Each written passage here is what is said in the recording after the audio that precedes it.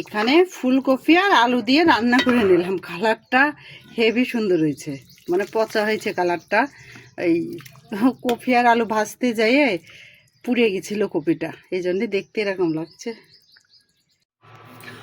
ফুলকপি নিয়ে এসেছিল গোটা একটা, অর্ধেক খিচুড়িতে দিয়েছিলাম আর অর্ধেক রেখে দিয়েছিলাম। গোটা দিলে বেশি হয়ে যাবে, তা আজকে ফুলকপি আর একটু আলু দিয়ে রান্না করব। এই অর্ধেক আমাদের হয়ে যাবে। আবার দেখলে মনে করবেন এতটুকু ফুলকপি, তা এতটুকু ফুলকপি আলু দিয়ে আজকে রান্না করব। এমনি সবজি রান্না করলে বেশি হয়ে যায়, কেউ খেতে চায় না। তারপর রান্না করব কি জানেন, এই যে ফুলকা। হয়তো বা সবাই অনেক আগে খেয়ে নিয়েছেন, আমাদের খাওয়া হয়নি। আমাদের এই প্রথম খাবো আমরা আজকে। তা এই যে তাও একজনে দিয়েছে, তা অর্ধেক রান্না করবো, অর্ধেক রেখে দেবো, যেহেতু গোটা রান্না করলে বেশি হয়ে যাবে। আমার কিন্তু আবার এই ফুলকা পুঁটি মাছ দিয়ে ঝোল খেতে খুব খুব ভালো লাগে। তাহলে এখন ফুলকপি আর এই ফুলকা সবজিটা বসে বসে বানাই, তারপরে যখন রান্না করব তখন আবার আসবো আপনাদের মাঝে।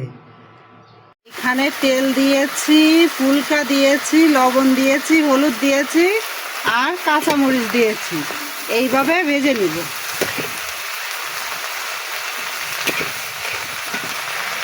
ফুলকাগুলো ভেজে নিলাম খুব সুন্দর করে।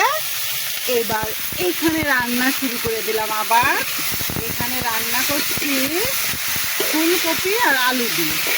তেল দিয়েছি, জিরে দিয়েছি, কালো জিরে দিয়েছি তেলের উপর দিয়ে আলু দিলাম। আলুটা একসাথে আগে ভাজতাম, কিন্তু আলুটা আগে ভাজা হলো না, ফুলকপির ভিতর একসঙ্গে দিয়ে দেওয়া হয়ে গেছে। এই জন্যে আলু আর ফুলকপি একসঙ্গে ভাজি করছি। এখন সুন্দর করে ভাজি করে নেব।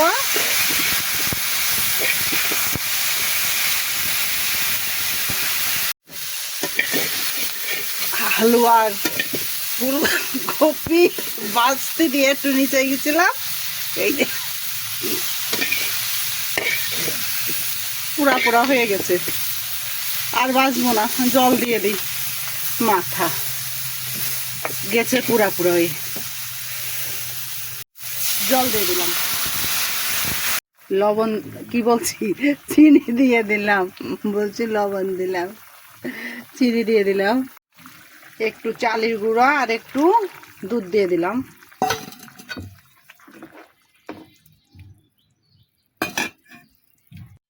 এখন ধনে জিরের গুঁড়া দিয়ে দিলাম।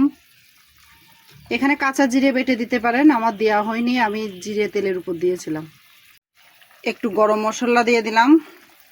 এবার ঘি দিয়ে দিলাম।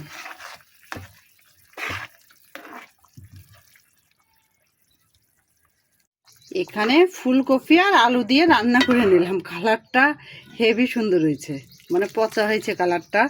এই কপি আর আলু ভাজতে যাইয়ে পুড়ে গেছিল কপিটা, এই জন্যে দেখতে এরকম লাগছে।